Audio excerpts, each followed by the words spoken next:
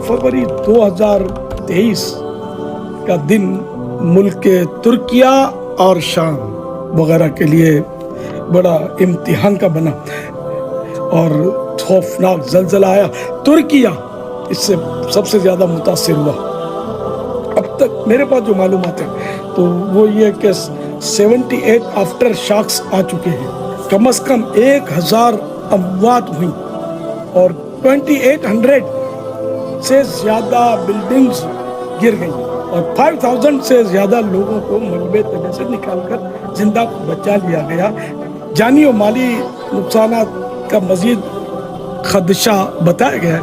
या अल्लाह पाक प्यारे हबीब सल्लल्लाहु अलैहि वसल्लम का सदका जितने भी आशिकान रसूल इस ज़लज़ले में फौत हुए, अल्लाह पाक सबको गरीक रहमत फरमा, सबको बेहिसाब बख्श दे। इनके जो भी सुगवार हैं सबको अल्लाह पाक सब्र जमील और सब्र जमील पर अजर जजील मरहमत फरमा। और मौला करीम जो बिछड़े हैं वो मिल जाएं, जो जख्मी हैं वो रूबा सेहत हों, दर दर की ठोकरों से इनको बचा ले। या अल्लाह पाक इस मुश्किल घड़ी में हम मुसलमानों को अपने इन दुखियारे आशिकान रसूल की इमदाद करने की भी तौफीक अता फरमा। अल्लाहुम्मा आमीन। वाकई जो ज़लज़ले से मुतासिर हैं इनकी मदद करने के लिए मुसलमानों को आगे बढ़ना चाहिए और जिनको अल्लाह पाक ने माल दिया वो अपने माल से इनकी मदद करे। कि फरमान आखिरी नबी सल्लल्लाहु अलैहि वसल्लम है, तुम में से जो कोई अपने भाई की हाजत पूरी करने के लिए, उसकी ज़रूरत पूरी करने के लिए चले तो ये अमल मेरी इस मस्जिद यानी मस्जिद नबवी शरीफ अला साहिब अस्सलातु वस्सलाम में 2 महीने एहतिकाफ करने से अफजल है। एक हदीस पाक में फरमाया, बंदा जब तक अपने भाई की हाजत पूरी करने में रहता है अल्लाह पाक उसकी हाजत पूरी फरमाता रहता है। मिले खाक में अहल शाह कैसे कैसे मकी हो गए ला मकां कैसे कैसे हुए नामवर बेनिशां कैसे कैसे ज़मीं खा गई नौजवान कैसे कैसे। कभी गौर से ये भी देखा है तूने जो आबाद थे वो महल अब है सुने, महल अब है सुने।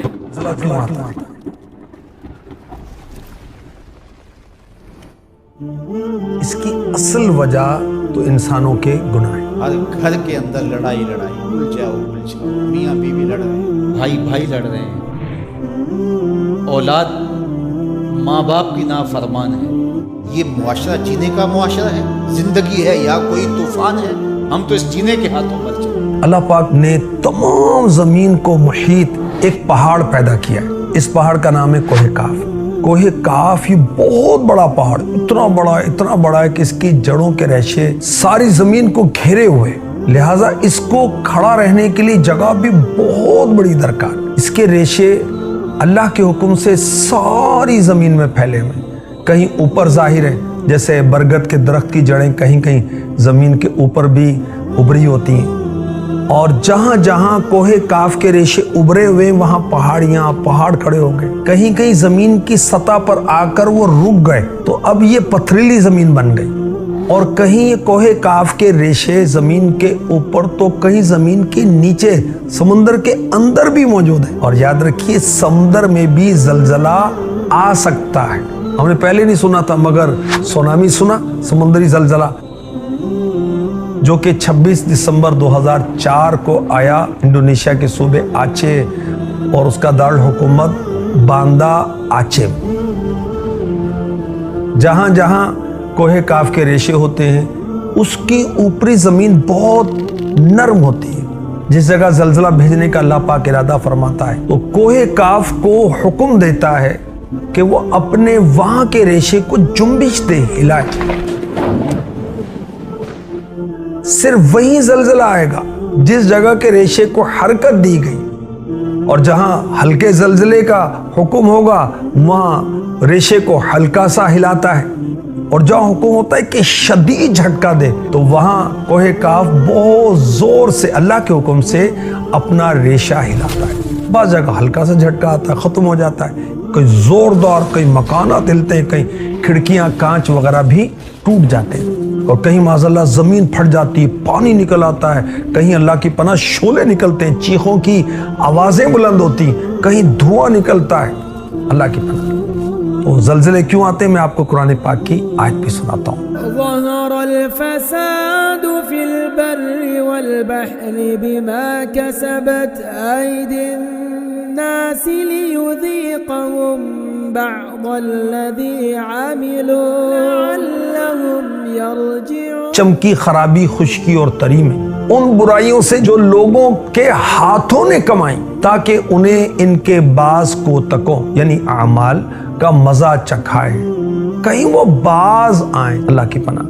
اس کے تحت تفسیر صراط الجنان میں ہے، یعنی شرک اور گناہوں کی وجہ سے خشکی اور تری میں فساد آتا ہے، قحط سالی، بارش کا رک جانا، پیداوار کی قلت، کھیتیوں کی خرابی، تجارتوں کے نقصان، آدمی اور جانوروں میں موت، آگ کا لگنا، غرق ہونا، بے برکتی، بیماریاں، بے سکونیاں وغیرہ ظاہر ہوتی ہیں، اور طرح طرح کی پریشانیاں۔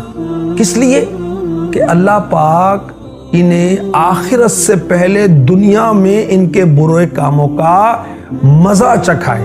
کس لیے؟ تاکہ کفر سے باز آئیں، گناہوں سے باز آئیں اور توبہ کریں۔ آج ہم اس عذاب میں مبتلا ہیں، اللہ کی ناراضگی کا یہ روپ ہے۔ ایک حدیث دیکھیے، حضور نبی رحمت صلی اللہ علیہ وآلہ وسلم نے زلزلوں کے اسباب اور اشراط قیامت کو بیان کرتے ہوئے ارشاد فرمایا، اذا اتخذ الفیء دولا، جب مال فے، حکومتی خزانہ لوگوں کی ذاتی دولت بن جائے، والامانۃ مغنما، اور امانت مال غنیمت سمجھنے لگ جائے، کسی نے امانت رکھ دی تو کہا کہ یہ ابھی میری ہی ہے، یہ مال غنیمت ہے، والزکوٰۃ مغرمہ، اور زکوٰۃ دینا بوجھ بن جائے، بھاری پڑ جائے زکوٰۃ دینا، وَتَعُلِّمَ لِغَيْرِ الدِّينِ، اور دینی تعلیم بھی طلب دنیا کے لیے حاصل کی جائے، وَأَطَاعَ الرَّجُلُ امْرَأَتَهُ وَأَكَّ أُمَّهُ، بندہ اپنی بیوی کی بات ماننے لگ جائے گا جب، اور ماں کی نافرمانی کرے گا۔ بیوی کہے کہ مجھے یہ چاہیے تو 1 منٹ نہیں لگے گا، قرض بھی اٹھا لے گا، اور ماں کہے تو 100 بہانے کرے گا، حالانکہ ماں تو کہتی نہیں، کبھی مجبور ہو تو اس کی زبان سے نکلے تو نکلے، لیکن اس کے لیے ماں بھاری پڑ جاتی ہے۔ وَأَدْنَى صَدِيقَهُ وَأَقْصَى أَبَاهُ، فرمایا دوست نیڑے ہوں گے، باپ دور ہو جائے گا۔ دوستوں کو ملنے جا رہے ہیں، دوستوں کو وقت دے رہے ہیں، لیکن باپ سے دوری ہو جائے گا۔ وَظَهَرَتِ الْأَصْوَاتُ فِي الْمَسَاجِدِ، اور مسجدوں میں آوازیں بلند ہونا شروع ہو جائیں گی، مسجدوں کے تقدس کا، اللہ کے دربار کا ان کو خیال نہیں۔ ڈی سی کے کمرے میں جائیں گے تو مؤدب ہو کے کھڑے ہوں گے، لیکن اللہ کے دربار کے اندر ان کی وہ کیفیت نہیں ہوگی۔ وَسَادَ الْقَبِيلَةَ فَاسِقُهُمْ وَكَانَ زَعِيمُ الْقَوْمِ أَرْذَلَ، قبیلے کا سردار فاسق ہوگا اور قوموں کے سردار ذلیل ترین لوگ، غنڈے سردار بن جائیں گے۔ ہر شاخ پہ الو بیٹھا ہے، انجام گلستہ کیا ہوگا؟ جب وزیر جا کے مسجدوں کے دروازوں پر رقص کر رہے ہوں گے تو اللہ کی رحمتیں اتریں گی کہ قہر و غضب اترے گا۔ وَأُكْرِمَ الرَّجُلُ مَخَافَةَ شَرِّهِ، لوگوں کی عزت ان کے شر سے بچنے کی وجہ سے کی جائے۔ وَظَهَرَتِ الْكَيْنَاتُ وَالْمَعَازِفُ، گانے والیاں بجانے والیاں عام ہو جائیں گی، ان کو ایوارڈ دیے جائیں گے، گانا بجانا یہ ایک آرٹ بن جائے گا، فن بن جائے گا۔ وَشُرِبَتِ الْخُمُورُ، اور شرابیں پی جانے لگیں۔ وَلَعَنَ آخِرُ هَذِهِ الْأُمَّةِ أَوَّلَهَا، اور اس امت کے آخری لوگ پہلے بزرگوں پر لعنتیں ڈالیں گے۔ آپ سوشل میڈیا اٹھا کے دیکھ لیں، 20-20 25-25 سال کے چھوکرے بیٹھے ہیں اور گالیاں کبھی امام غزالی کو دیتے ہیں، کبھی امام بخاری کو دیتے ہیں، کبھی بایزید بستامی کی پگڑی پھاڑنے کی کوشش کرتے ہیں، کبھی ابن عربی کو کافر کہتے ہیں، اور وہ داتا گنج بخش علی حجویری. اقبال نے کہا تھا گنج بخش فیض عالم مظہر نور خدا ناکسارا پیر کامل سید حجویر مخدوم امم اور مرکد او پیر سنجر راہ حرم. مرکد او پیر سنجر راہ حرم. مرکد او پیر سنجر راہ حرم اور خاک پنجاب از دمیو زندہ گشت صبح ما از مہریو تا بندہ گشت. اقبال کہتا خاک پنجاب داتا صاحب دے سورج نہ روشن ہے اور تا صبح قیامت داتا صاحب دے سورج نال ہی ساڑی روشنی ہے. اور آدھے فاروق از جمالش تازہ شد حق سے حرف بلند آوازہ شد. اقبال کہتا داتا صاحب نے پیری مریدی خالی بندے نہیں جمع کیتے نہ نظرانے کٹھے کیتے. میں کہا پھر کی کیتا؟ کہتا آدھے فاروق از جمالش تازہ شد.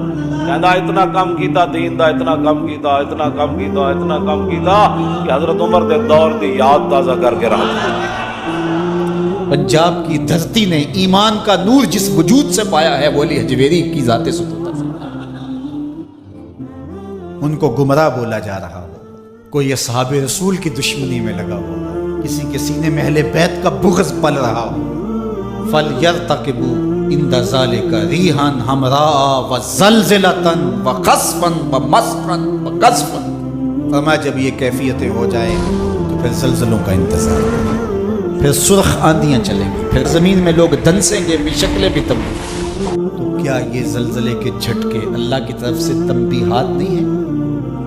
نہ سمجھے تو وہ ایک گاڑی کے پیچھے لکھا تھا عقل نہ ہوئے تو موجے ہی موجے. اگر نہ سمجھے تو یہ جھٹکے زلزلے کے ہمیں جھنجھوڑیں گے نہیں, ہم اگلے دن پھر اسی طرح کے ہوں.